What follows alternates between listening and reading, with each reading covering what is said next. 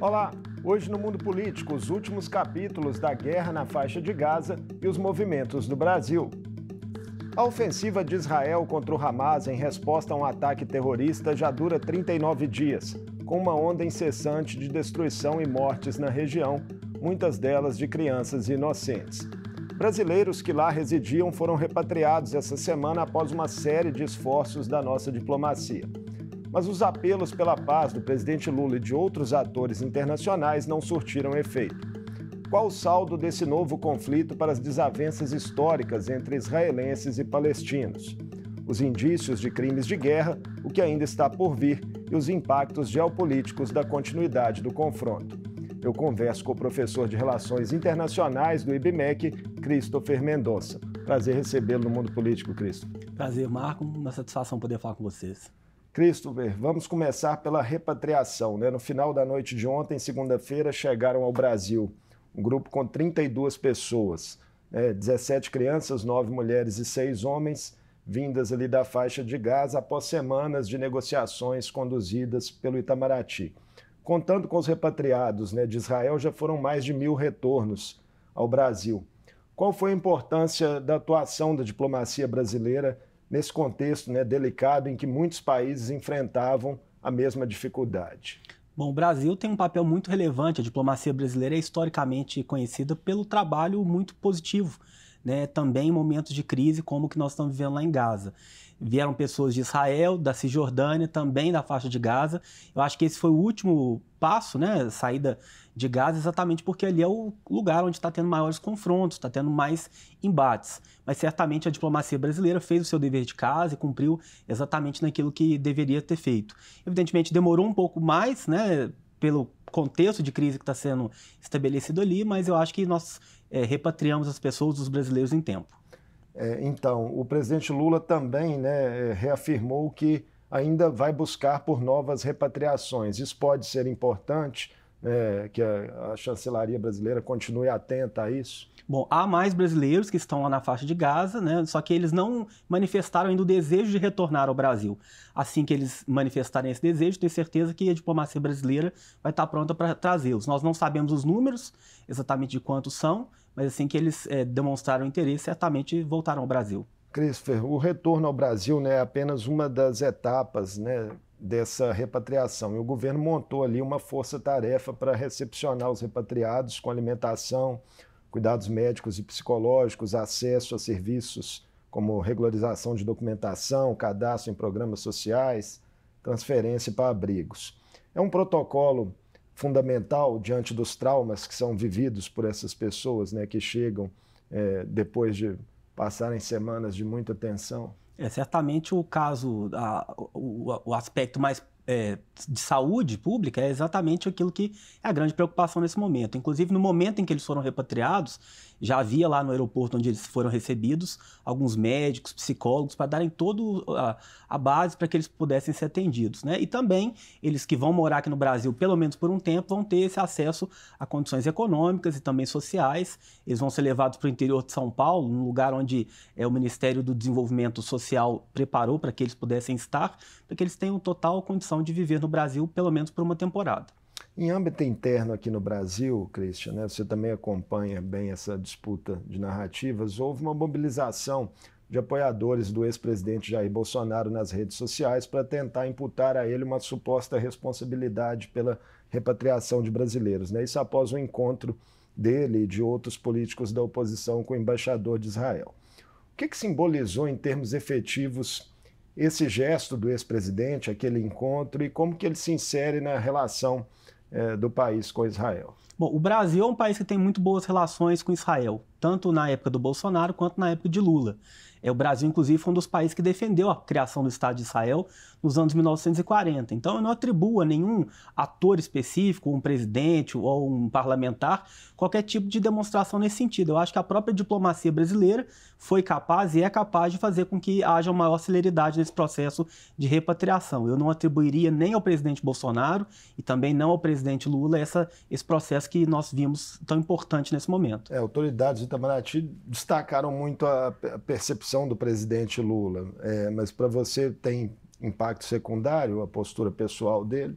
Eu acredito que nesse momento, em se tratando de guerra, a postura pessoal do presidente não foi uma decisão, não foi decisiva. Eu acredito que mesmo as próprias relações históricas entre os países é que definiu esse processo de repatriação. Havia alguns países que tinham mais pessoas, como é o caso dos Estados Unidos, a Inglaterra, e que tiveram pessoas de forma mais volumosa saindo ali da faixa de Gaza. Um levantamento da consultoria Quest, né, mostrou que nessa disputa de narrativas no Brasil prevaleceram repercussões favoráveis ao atual governo. As diretrizes diferentes da política externa sob Lula em relação a Bolsonaro ainda devem levar a muitos embates dessa natureza na opinião pública? Você faz essa leitura, assim?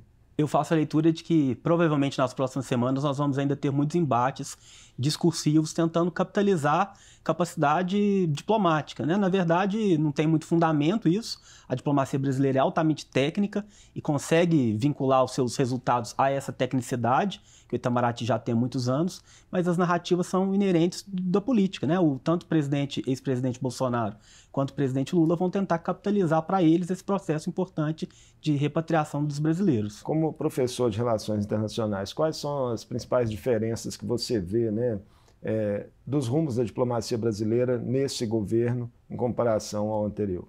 Bom, o governo Lula ele tem um viés de política externa que é mais horizontal, então ele quer dialogar com países que têm a mesma condição no sistema internacional, países como a China, como a Índia, como a Rússia e também países aqui da nossa região, como é o caso da Argentina, do Chile, da própria Colômbia. Já o presidente Bolsonaro tinha um viés muito mais verticalizado, no sentido de que ele tinha um diálogo muito presente com Israel e com os Estados Unidos, né? E por isso talvez ele tenha tentado capitanear essa perspectiva de uma relação positiva com Israel. Vamos falar agora do estágio do confronto, né? Já dura aí praticamente 40 dias. Israel prometeu, professor, aniquilar o Hamas, né, após o ataque terrorista em seu território de 7 de outubro, que matou ali quase 1.200 pessoas, a maioria civis, segundo as autoridades israelenses, e mais de 200 pessoas foram sequestradas. De lá para cá, segundo o Ministério da Saúde de Gaza, mais de 11.100 pessoas morreram, também civis em sua maioria, e muitos menores de idade na contraofensiva israelense. Por que apelos, né, por um cessar-fogo, que já foram feitos, por exemplo, pelo Brasil, quando estava à frente do Conselho de Segurança da ONU, pelo presidente da França, Macron, pela própria direção do organismo internacional, ainda não surtiram efeito na sua avaliação? Bom, a Carta das Nações Unidas, que é o documento que dá ensejo, né, à criação da própria organização, ela fala que os países que são eventualmente atacados, principalmente por um grupo considerado terrorista, ela tem o direito inerente de se defender. E é por essa razão que um cessar-fogo, nesse momento, ele iria contra, de acordo com o discurso feito pelos Estados Unidos e pelo Israel, contra esse direito que é estabelecido pela Carta das Nações Unidas. Então, nesse momento, o que se quer é destruir totalmente o Hamas, destruir completamente as suas estruturas na faixa de Gaza, para que posteriormente se pense no cessar-fogo. O que move Israel nesse momento é só essa lógica? Ou o gabinete de Netanyahu ali tem outros interesses também, né, já que sofre contestações internas? O Netanyahu estava sofrendo uma série de manifestações públicas no sentido de que ele havia feito uma política de revisionamento da política judiciária do país. Então havia muitas contestações internas que talvez nesse momento ele esteja capitalizando para tentar dar mais força, né, para o próprio caráter político dele. Ele já é primeiro-ministro há diversos anos, pretende continuar na vida política, no entanto ele estava enfraquecendo do ponto de vista da opinião pública e nesse momento eu acho que ele viu uma oportunidade de se fortalecer, bem como seus pares. Há risco de ter efeito reverso para ele? Há risco e, inclusive, isso tem sido demonstrado. Há muitos críticos dentro de Israel que têm criticado de forma bastante veemente a postura dele, primeiramente por ter falhado na defesa de Israel no dia 7 e, em segundo momento, por estar descumprindo uma série de preceitos que, evidentemente, estão elencados nos princípios do direito humanitário internacional. Em relação ao ataque do Hamas, de fato, não há dúvidas, né, que foi um ato terrorista. Agora, um debate que sempre é colocado, né? Por que a ONU não reconhece o Hamas como um grupo terrorista? Bom, a ONU tem um sistema, que é o sistema do Conselho de Segurança, que ele tem 5 países que são capazes de vetar qualquer tipo de resolução. Então, para que um país ele seja considerado um grupo terrorista, tem que haver a anuência dos 5 países com assento permanente no Conselho de Segurança. Até agora, só o Boko Haram, o Estado Islâmico e a Al-Qaeda foram consideradas como tal, embora haja um interesse grande em colocar o Hamas também nessa característica. Só um detalhe, o Hamas disputou eleições na faixa de Gaza e alguns países, inclusive a Rússia, negam considerá-lo como um grupo terrorista em razão dessa origem do Hamas, que foi um grupo político. Eles controlam lá o parlamento desde 2007, não é Desde isso? 2007, isso. Como é que você viu, do ponto de vista do Hamas, esse passo que foi dado pelo grupo? Considerado o histórico de conflitos na região, que já dura aí 7 décadas. Bom, o conflito é muito longo, muito profundo. O Hamas foi criado exatamente para tentar demandar a criação de um Estado palestino. No entanto, nos últimos anos, especialmente a partir de 2007, ele impediu que houvesse novas eleições. Então ele sai de uma característica de ser um grupo político para ser um grupo realmente opressor, inclusive do povo ali na faixa de Gaza. Um dos principais contrapontos ao Hamas é exatamente o Fatah, que governa lá na Cisjordânia. E exatamente a partir do dia 7, eles imprimiram uma característica bastante específica de grupos terroristas, como, por exemplo, a morte de civis, estupro de mulheres, considerações feitas acerca das crianças. Então foi bastante exagerada qualquer tipo de ação impetrada ali pelo Hamas. Mas que cálculo eles fizeram? Essa é uma pergunta que fica assim, para essa radicalização, porque era previsível uma reação de Israel e as diferenças de estrutura são gritantes. Bom, a característica de um grupo terrorista é que eles não estão dispostos a negociar. Na verdade, eles querem a aniquilação do seu adversário, e é exatamente isso que o Hamas quer. Então, desejar um cálculo racional por parte do Hamas não é exatamente aquilo que a gente espera para esse momento. Eles, de fato, querem destruir o Estado de Israel através da violência que tem sido empreendida nesses últimos dias. No caso da ONU, as dificuldades que a organização, professor, enfrenta nas tentativas de mediação do conflito decorre basicamente dessa capacidade de veto que o senhor falou, que alguns países membros têm, ou há mais fatores envolvidos? Bom, a ONU foi criada em 1940, no final da Segunda Guerra Mundial. A lógica da geopolítica internacional era completamente diferente. Passaram-se quase 80 anos e a estrutura de regras manteve-se a mesma. Então essa capacidade de vetar, muitas vezes ela atrapalha o processo decisório, fazendo com que a gente viva hoje aquilo que a gente chama de processo de paralisia decisória. Nem sobre a guerra da Ucrânia, nem sobre a guerra no Oriente Médio houve nenhum tipo de resolução que foi assinada totalmente pelo Conselho de Segurança. A Assembleia Geral deu algumas opiniões, mas a Assembleia Geral não tem um caráter decisório, ela é apenas recomendatória. E nesse sentido nós estamos tendo um travamento muito grande, que é certamente característico do próprio desenho institucional que a Organização das Nações Unidas tem. Talvez essa guerra leve, sendo aí mais um capítulo, digamos assim, de fracasso da ONU, que na história recente dela leve a uma mudança no jogo de poder dentro da instituição? Eu não sei se vai mudar o conjunto da ONU, porque as pessoas precisam autorizar, os países precisam autorizar que haja qualquer tipo de reforma dentro do Conselho de Segurança. Mas certamente há uma falha que os países reconhecem, inclusive os países que compõem a Assembleia Geral reconhecem, de que a ONU não tem conseguido atingir aquele ponto específico que era inicialmente, que é fazer a paz e manter essa paz.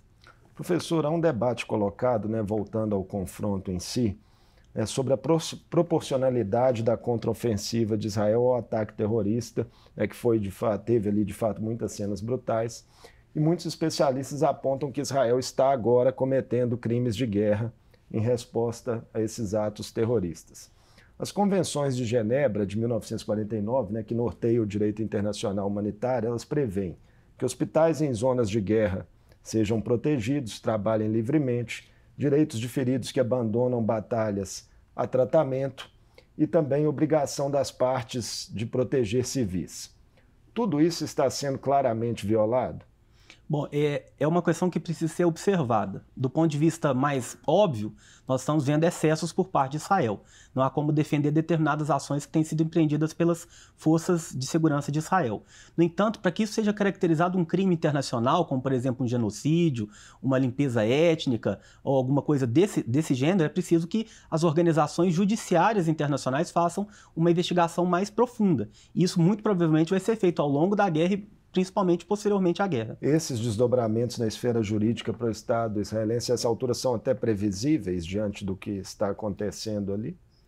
No momento de guerra, onde há uma quebra de princípios, né, não esperava-se que fosse dessa forma, mas a guerra é um momento de grande tensão no qual os princípios determinados pela legislação internacional são quebrados, então é sim esperado que isso acontecesse. Não nessa gravidade, não nessa profundidade, mas imaginaríamos que isso aconteceria. Uma das questões mais sensíveis é justamente a dos hospitais, né? A gente tem visto relatos de médicos em Gaza muito chocantes e também, de outro lado, narrativas israelenses que apontam que o Hamas usa ali essas instituições como escudo, também monta estruturas próximas. Ainda assim, teria que ser, pelo direito internacional, pelo que está previsto nas regras de guerra, ser feita uma separação do joio do trigo por quem ataca, no caso Israel, nesse momento? O ideal seria que Israel fizesse essa separação. No entanto, por se tratar de ataques feitos majoritariamente através do ar, feito inclusive com mísseis e com foguetes, isso é bastante difícil. Ataques muito precisos são bastante complicados. Então, nesses termos, todas as guerras vão ter baixas de civis. A tentativa do Estado que ataca é de diminuir essa proporção, né? O que nós estamos vendo é que, infelizmente, civis vão morrer de ambos os lados. E os números só crescem, né? Na recepção aos brasileiros repatriados, professor, além de fazer novos apelos por cessar fogo, o presidente Lula subiu o tom e afirmou que os atos de Israel se assemelham ao terrorismo do Hamas por causa da quantidade de crianças mortas nos ataques. Ele está correto na sua visão?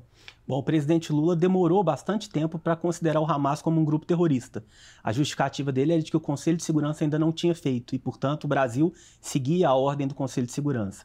Eu acredito que ele se precipitou ao fazer isso no caso de Israel, porque também o Conselho de Segurança não considera Israel como sendo um Estado terrorista.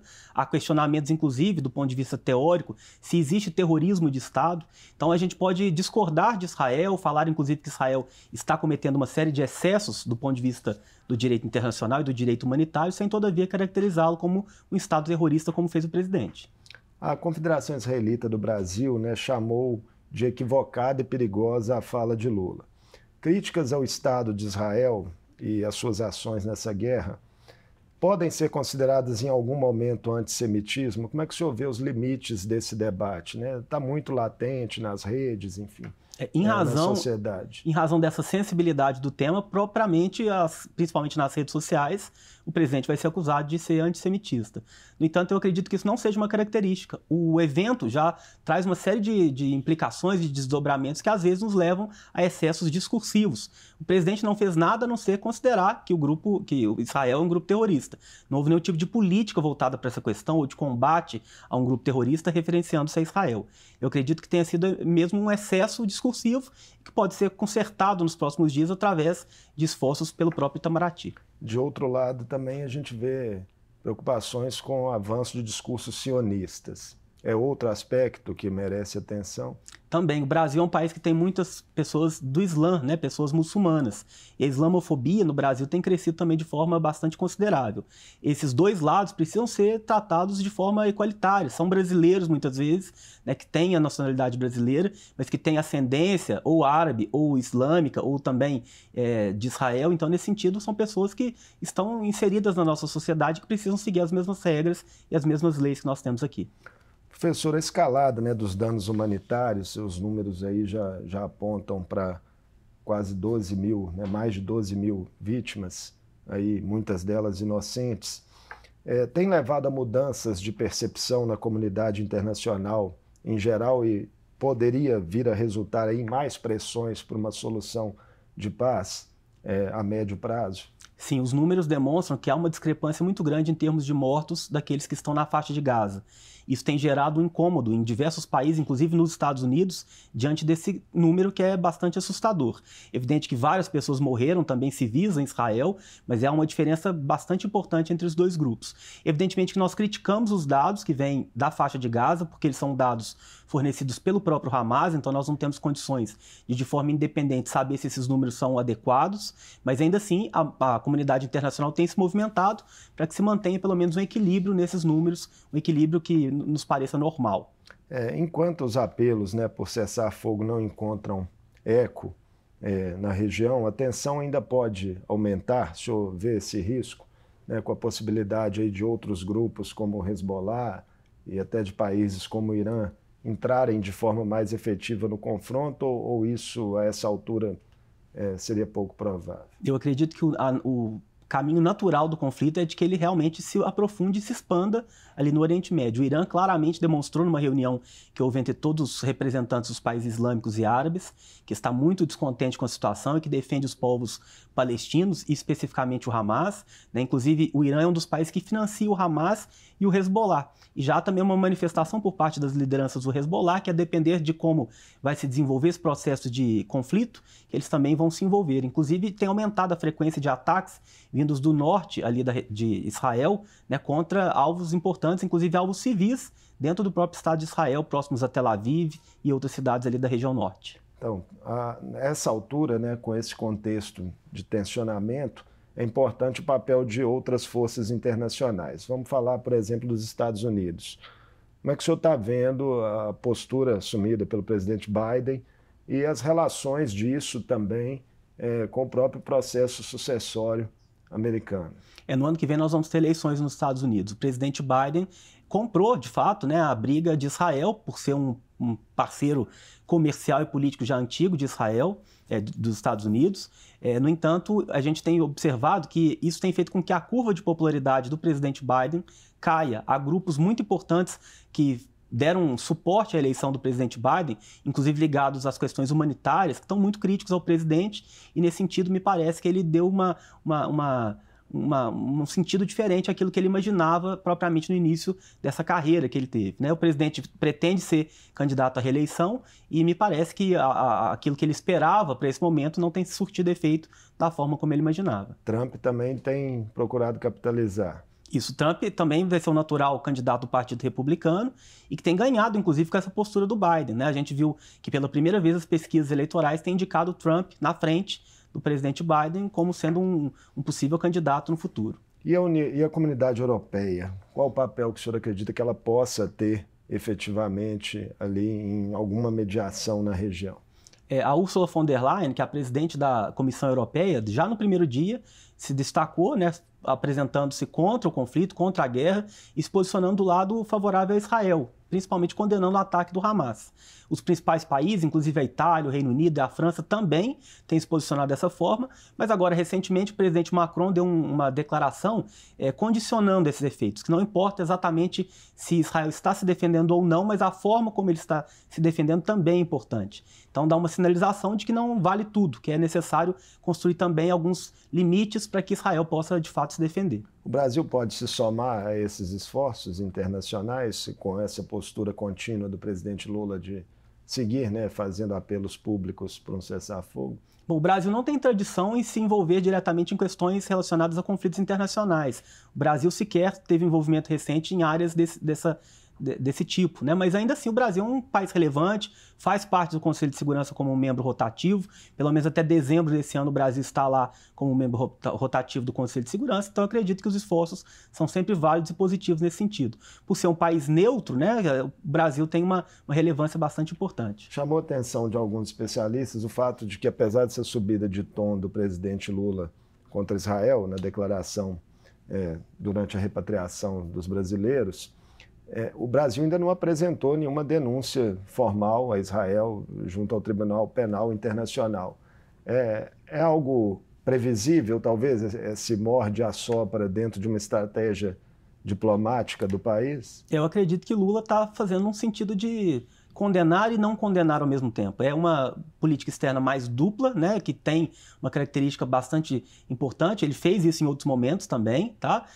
No entanto, ele não tem nenhuma pretensão em condenar Israel de forma institucional, indo ao Tribunal Penal Internacional, por exemplo. Isso é algo que cabe a outros países. Inclusive, o presidente Erdogan, né, da Turquia, ameaçou que vai fazer isso, vai ao Tribunal Penal Internacional denunciar Israel e, portanto, não cabe ao Brasil, nesse momento, fazer esse tipo de atitude. Considerado todo o contexto da nossa conversa, professor, o quão distante está, a essa altura, né, a construção de um acordo de paz na faixa de Gaza, com garantias a 2 estados autônomos que convivam ali, né, com segurança as suas populações? Marco, infelizmente, a minha visão é de que vai demorar um pouco ainda para que eles cheguem num acordo. Tanto Israel quanto o Hamas estão só ampliando seus ataques e se houver um envolvimento do Hezbollah, por exemplo, isso pode se tornar ainda algo mais gravoso. O Hezbollah tem muito mais capacidade militar do que propriamente o Hamas e pode levar o conflito para uma proporção que nós não imaginávamos para esse momento. Alguma previsão temporal ou seria muito prematuro falar nisso? Eu acredito que até o final do ano a gente não tem um fim desse conflito. Ele vai se estender para o próximo ano, né, com pretensões assim de até metade do ano que vem ter algum tipo de resolução para esse conflito. Muito obrigado por essa conversa conosco aqui no Mundo Político. Eu que agradeço. Eu conversei com Christopher Mendonça, professor de Relações Internacionais do IBMEC. Falamos sobre as notícias mais recentes da guerra entre Israel e o Hamas na faixa de Gaza, que já dura quase 40 dias. Os impactos das mortes de inocentes e da destruição crescentes na região. A repatriação de brasileiros, os apelos frustrados pela paz na comunidade internacional e os próximos movimentos especulados. O Mundo Político fica por aqui. Obrigado por nos acompanhar e até o próximo programa.